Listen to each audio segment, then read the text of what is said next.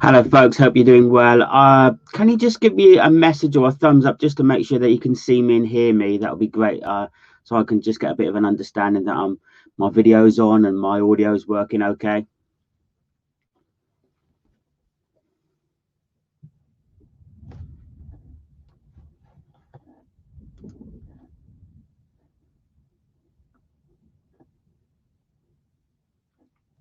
Excellent. Thanks, Andrew. That's great.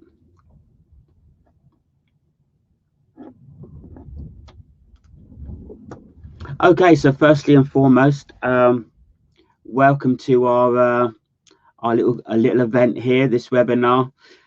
I can see your blue shirt and hear you. Good.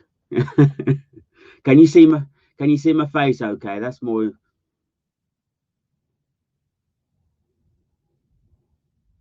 Good, fantastic. Okay, so this webinar is we're going to be talking about context of the organization. If you check out our website, there was a previous video on risk and opportunities. You can actually, I'm sure you can download the link from our website, or if not, we've got a YouTube channel as well. Just to check out over at certification.com, or check out the YouTube channel. You'll see the previous webinar. We've got a couple of more coming up as well, which we'll talk about a little bit later. But anyway, today is about context of the organization. Now, there is a little bit of a lag sometimes between, there you go. So I've done the housekeeping bits. Just a quick one with regard to questions. I will try and take questions as we're going along in the group chat. But if we don't get to a question, please send us an email. My email is terry@certification.com. Send us an email and we'll kind of get back to you, just in case we kind of miss answering one of your questions. So this webinar is being recorded, and as I hinted beforehand, there is one already uploaded and posted on our YouTube channel on risks and opportunities. And this webinar will be getting the same treatment in that I'll kind of do some editing with it and then we'll upload it. So it's there for you to kind of refer back to.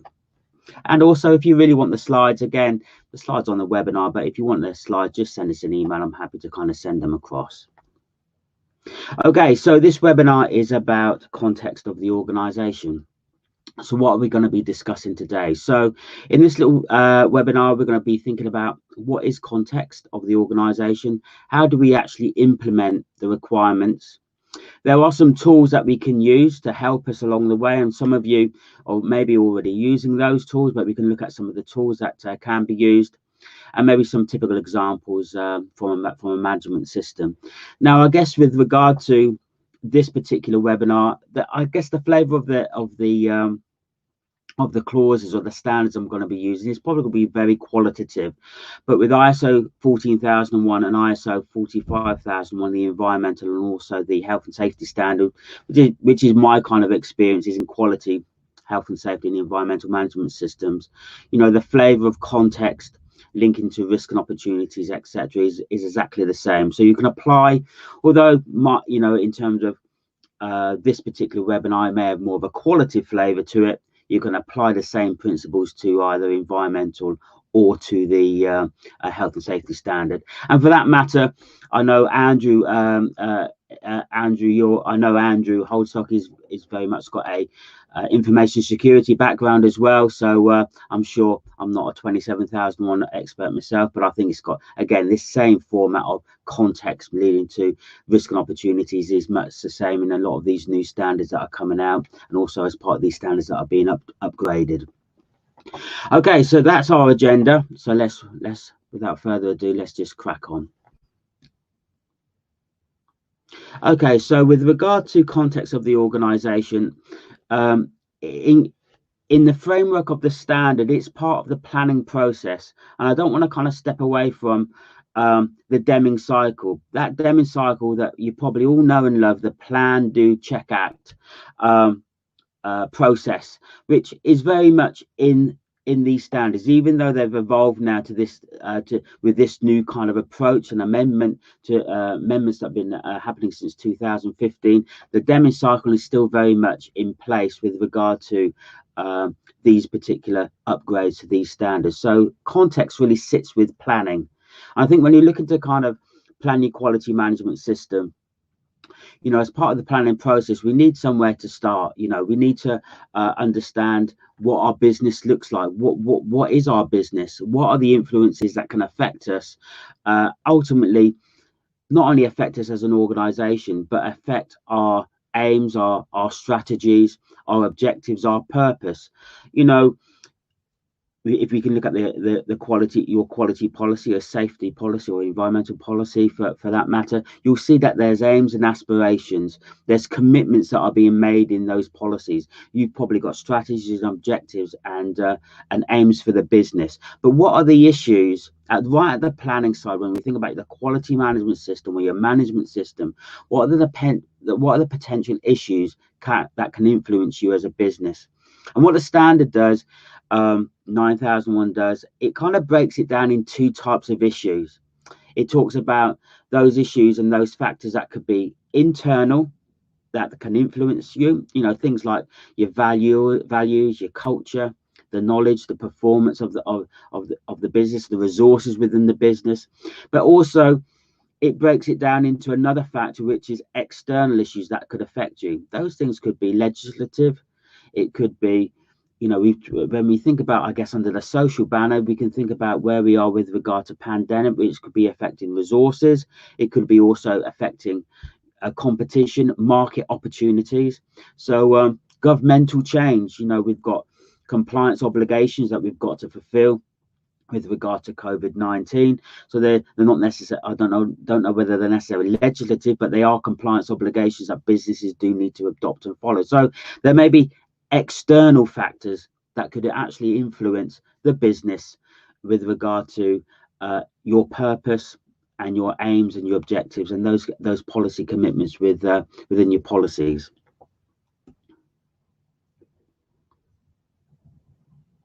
So why is it important? Well, it is important for a business to understand what are those external and internal issues, and I've highlighted those because they are relevant to your purpose. Those issues, whether for the positive or for the negative, could actually affect what you want your business or what you want your quality management system ultimately to achieve. And so it is important to understand those things. I think that's why this particular clause, it's the first clause that actually kicks off the standard 4.1 context of the organization. We need to understand actually as a business or our management system, we need to understand what are those influencing factors. That's going to help us. We can understand those.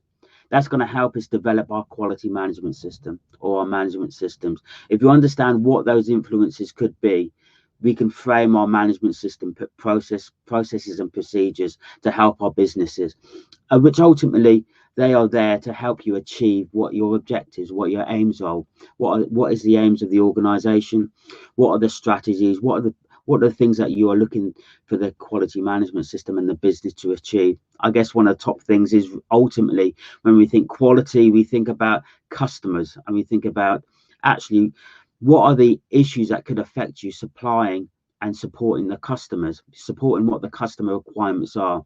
Now, customer satisfaction, we think about exceeding or enhancing what their expectations are, ultimately, which leads into joining up the dots, really, because customers may be found, or some of these issues may actually be impacting another webinar that's going to be coming up very soon, is interested parties. Ultimately, it's not, I think ultimately the main reason why the next clause interested parties comes after the context is it isn't a coincidence, because ultimately some of these effects, whether it's from an external influence or from a internal influence, could be from stakeholders and interested parties. So again, we need to try and join up the dots here. I mentioned this a lot in the last webinar about joining up the dots with regard to risks and opportunities, and I think really risk and opportunities comes after this, really. So it's about joining up the dots.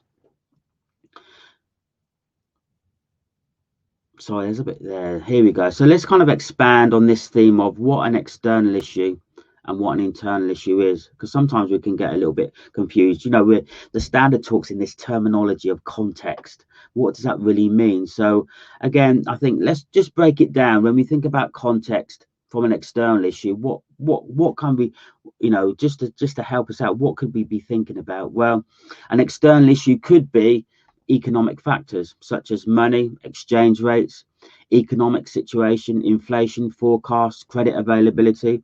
Obviously, we've got Keith here. Again, I'm not too sure with yourself, Keith.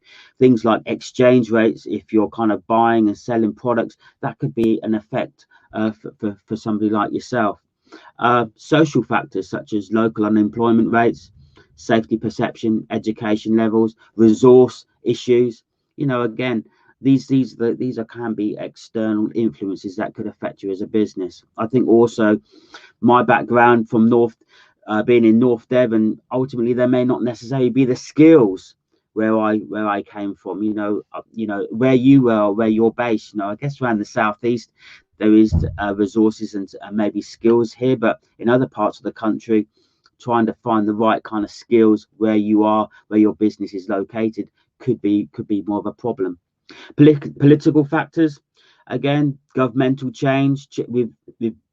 Ultimately, I guess we can think about that. We've been through a lot of change in terms of governmental policy. Brexit being one of the main things, which I guess we thought we was out of all that in January, and then of course COVID-19 kind of hit. So again, governmental strategies, policies, changes in government, all these things and their policies and new strategies can impact us as a business or impact our quality management system for the positive or maybe for the negative.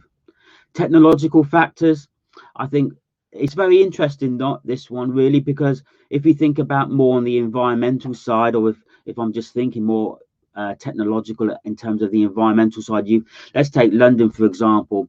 You've got on one side low emission zones and governmental policy with regard to CO2 emissions and ultra low emission zones in London. But is there really the technology there? I think it's getting there with regard to technology around about electric vehicles.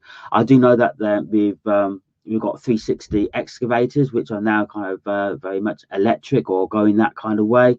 I think with regard to vans and bits and pieces, I think cars, we've got electric cars that seem to be performing well. But is there the infrastructure? Is there the technology available to us, especially when there's not only governmental changes in policy, which is ultimately influence from an international community, but also from a social aspect with regard to just being a good neighbor and actually, a basic duty of care to our environment. So again, technological factors, again, something that may influence our decisions, may influence our quality management system. And if you think about risk and opportunities, that could be either a risk or it could be an opportunity for yourself.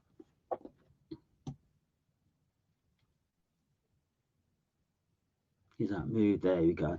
Market factors, such as competition, including your market share, similar products and services. I guess this is quite important. We think about. I tend to do a lot in the construction industry. I tend to audit a lot in the construction industry. Ultimately, there's been a lot of influence a lot of issues with regard to construction companies, and those have kind of a little bit gone to the wall, obviously fighting for probably the same kind of slice of the pie, so to speak. That's probably much the same for most of us with regard to businesses. So again, market share, what our competitors are doing. I think the trouble with construction industry, I don't know if it's much the same with manufacturing and engineering. Ultimately there is a bit of a bidding war for tenders, where ultimately you're trying to bid for works and your competitors are just going in too cheap, really. So again, what is our market share? What's the growing trends? What's the market? And is it stable? Our supply chain relationships, how good are they? I guess, again, in this time, thinking more of construction industry, they're definitely, in terms of the supply, things like plasterboard and those kind of things, there's been a massive kind of shortage. So these supply chains could be definitely something that could be an external influence, not so much before COVID, but maybe more so now. Statutory and regulatory factors, I guess, that's health and safety and environmental law, employment law, HR, etc. There are changes that we as a business need to navigate and keep abreast of. We've had GDPR just as one example, which is probably non-safety, I suppose, and non-environmental, which a lot of businesses are pre-qualified for and have had to adjust their processes to suit. Okay, why don't we think about some internal issues? Because actually, we've got two areas here, not just thinking about those potential external issues, but also thinking about, well, what are the internal ones that can affect us? The overall performance of the organization. Ultimately, if there's a lack of resource, if we're not meeting our customer expectations, that can have a negative effect. Our resources, our infrastructure. Again, we can think about, our people resources as well as our infrastructure. And actually, the infrastructure could be that it needs repair. It could mean that you need to grow the business and have a larger infrastructure in terms of buildings and IT or equipment. It may be with regard to your people. There are issues around about aging workforce. It seems to be. I see a lot of a business will thinking in terms of we've got an aging workforce, there's a skill shortage. All these things, they may not necessarily be a risk, but they may be a potential issue and an influence that could lead to a risk or an opportunity. So human aspects we can think about. Operational factors such as your processes, what are the influences that could affect the performance of the quality management system. Ultimately, I guess to some degree, we can identify whether there are issues there through monitoring, checking customer satisfaction. Factors with regard to the governance of the organization. Again, it's quite interesting, especially over the last 12, I don't know if it's just the companies I've been visiting, but over the last 12 months or so, there's definitely been a lot of thought about succession planning. I'm speaking to directors, managing directors, and they're really thinking about, actually, what about governance in my organization, and what about succession planning? And that's not necessarily always with managing directors and senior leadership maybe coming into retirement, but actually leaders just thinking, well, actually, if I was to leave the business, or if I was to step away from the business, could the business still function and survive? And is there that governance structure, that senior management team level within there that could take this business forward, even if I'm not involved? So again, that could be an internal issue, governance, succession planning, also internal factors when we think about maybe resources, etc. So then we've got some examples of internal and external issues that we can think about.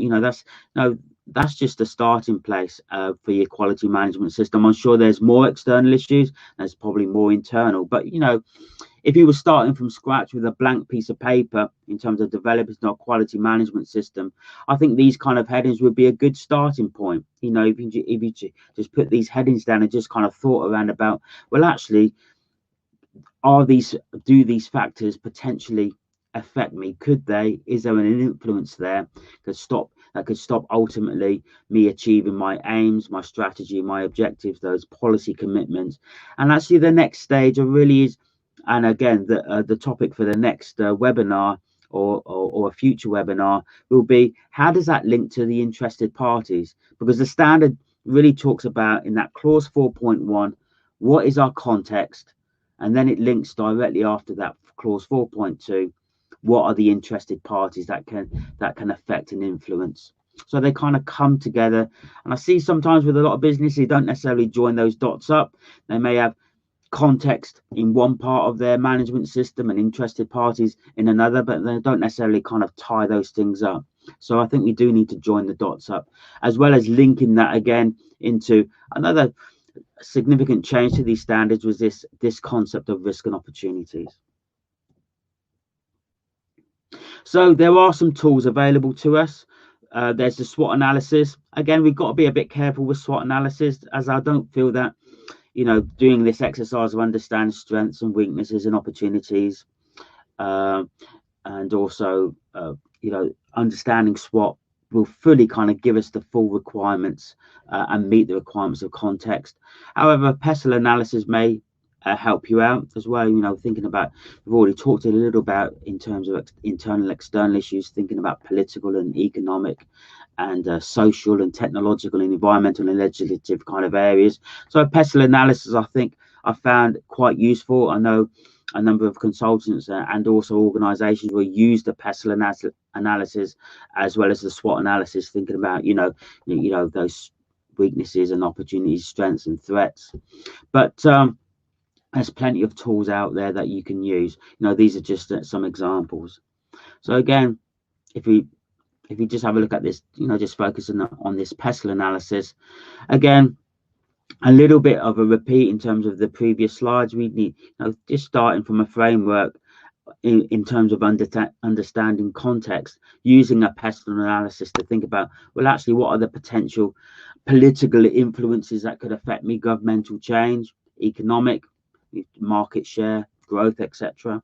Some of the social aspects, which may be, population, skills, aging workforce, some of the technologies that may be out there and available to you, electric vehicles, for example, new ideas in terms of technology around CNC machinery, and ultimately, then technological advances in terms of managing construction sites. Environmental factors, sustainability. I guess, up until COVID-19, I think as a businesses, there's been a lot with regard to social our social responsibility when we think about the environment, obviously with regard to plastics, etc. And there's many more obviously impacts that we have on the environment. So our impact on the environment, but also not only our impact on the environment, but actually the environmental factors that can influence us.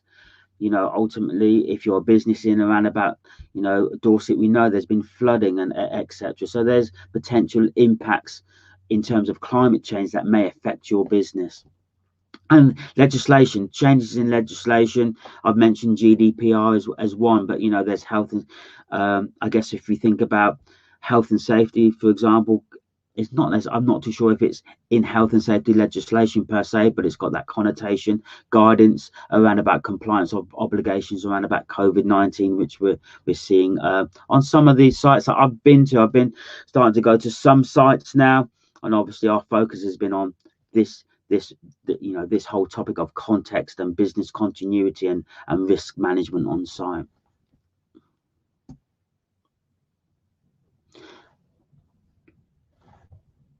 Okay, so any questions? Because I've kind of talked and just introduced the concept of context before I kind of talk about up and coming events. Any kind of questions? Any thoughts that you can share with us as a group of people in the chat? That'd be really great.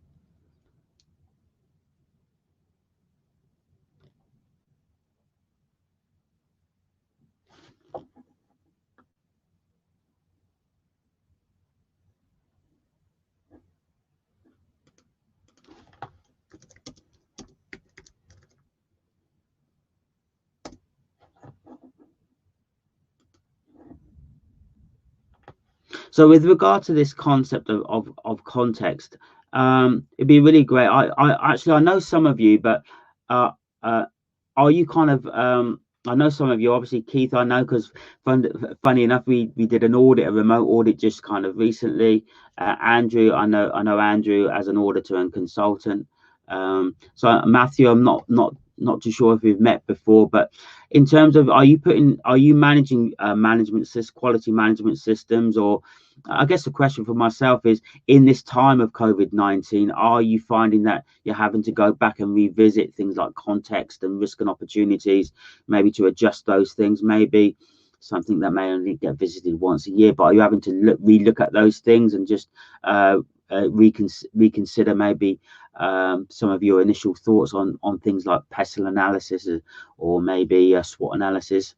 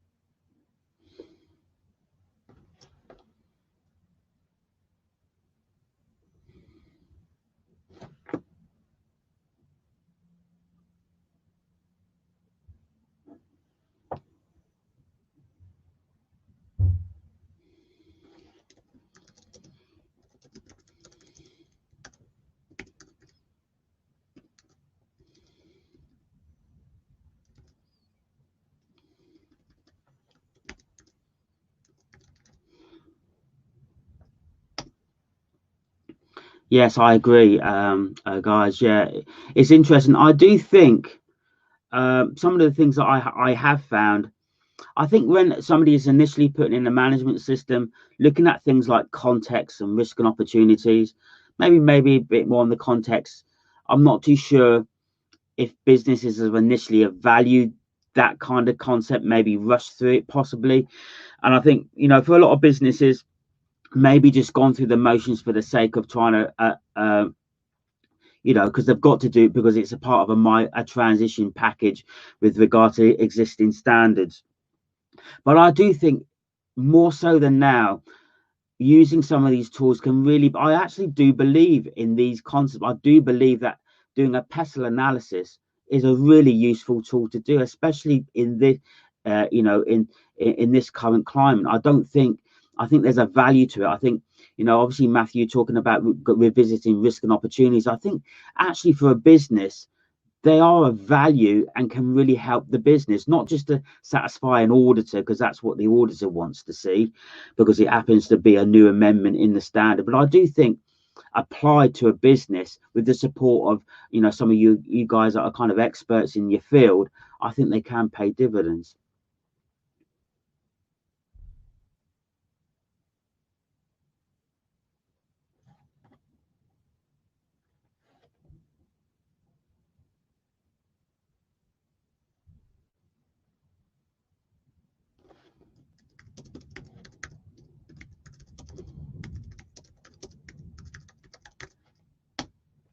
Okay, so really good to have you chat. I really appreciate that.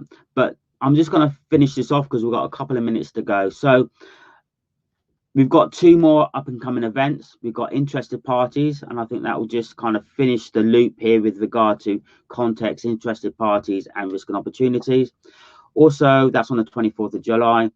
Also, the 21st of August, we're going to look at leadership. And actually, I really want to focus on, as an assessor or internal auditor or external auditor, how to apply techniques in interviewing leadership, which I think is going to be a good one. Please bear in mind we are on LinkedIn and there's messages being posted all the time. So keep abreast of what we're doing in LinkedIn, because dates and dates with regard to what's coming up is always going out on LinkedIn. And also check out our website. So now obviously we're coming up to an end now, and I just did this. Bear with me. There we go. Here we go. Did it change? There we go. So if there are any questions, I appreciate we've run out of time, and I do appreciate your feedback and using chat. If there are any questions, you can come to me at terry@orvacertification.com. By all means, use the academy email, academy@orvacertification.com. Also check out our website. It's a great website. We're changing it all the time. You'll find there you can register for the forthcoming webinars off of our website, so check those things out. And really finally, just to say thanks for kind of attending. Keep safe and well, and I look forward to seeing you in July the 24th, I believe, and then in August. Bye for now, folks. Appreciate your attendance.